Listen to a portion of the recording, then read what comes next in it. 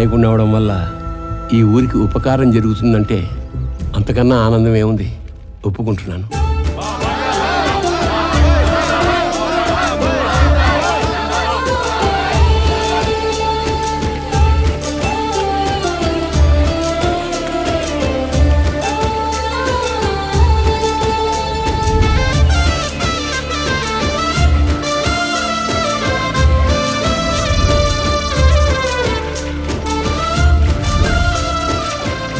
ఇన్నాళ్ళు ఈ మంచినీళ్ళు లేక అందరం అల్లాడిపోయాం.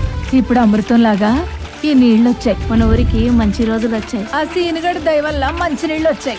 ఆడు సచ్చి ఏ లోకంలో ఉన్నాడు గాని మన ఊరు జనాల గుండెల్లో దేవుళ్ళ నిలిచిపోతాడు. నమస్కారం. ఊరికి మంచినీళ్ళు తెచ్చారు, చాలా సంతోషం. ఆ ఎంపీ గారి చేత అపర భగీరథుడనే బిరుదు కూడా పొందారు. ఒక్క చిన్న మాట మీ మంచి కోరి చెప్తున్నా, ఈ రాజకీయాలకి దూరంగా ఉండండి. ఇదో బురదగుంటా, కంపు తప్ప ఏముండదు. మీరు ఇమ్మలేరు. కావాలంటే 4 కాంట్రాక్టులు చేసుకోండి, 4 రాళ్ళు వెనకేసుకోండి. సేవే చేస్తారో సేవింగ్స్ చేసుకుంటారో మీ ఇష్టం. మాకంటారా తప్పదు.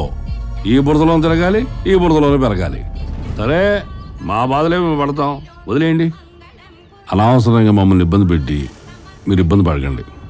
అర్థం చేసుకోండి, ఆలోచించండి. మరి వెళ్ళరానా?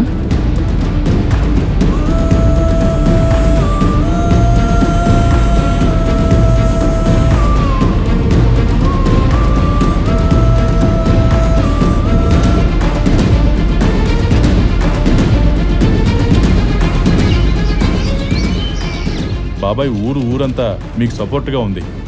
ఈ ఎలక్షన్స్లో విజయం మీదే. All the best. ఆ బాబాయ్ గారికి ఎంత చెప్పినా తలకెక్కలేదా? ఎంత ధైర్యం నా కొడుక్కి! నా మీదే నామినేషన్ వేస్తాడా? వాడిని ఈ ఊర్లో నుంచి పంపించాలా లేదా లోకం నుంచి పంపించాలా? ఏదో ఒకటి తెలిపోలే. వాళ్ళే తీయరా బండ్లు.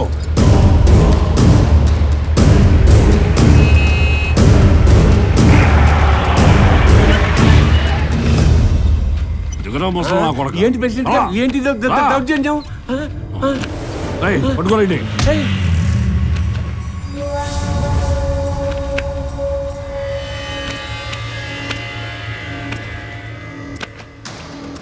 ఈ నా కొడుకు బతికే ఉన్నాడా? రై చేసేండి రా. రై, నేను మెకానిక్ని. మొరాయించిన మిషన్లనే కాదు, మదం ఎక్కిన మనుషుల్ని, కరుడు గట్టిన సమస్యల్ని, స్క్రూలు పీకి నట్లు విప్పి రెంచి దించి మరీ రిపేర్ చేస్తా. రై, నువ్వు ఆఫ్టర్ ఆల్ మెకానిక్ గాడివి. నేను నీ పాలిట మృత్యువుని. నీ లైఫ్కి పుల్ స్టాప్ పెట్టి నీ చావుతో సెకండ్ ఇప్పిస్తా. రై, ఇచ్చండి నా కొడుకుని.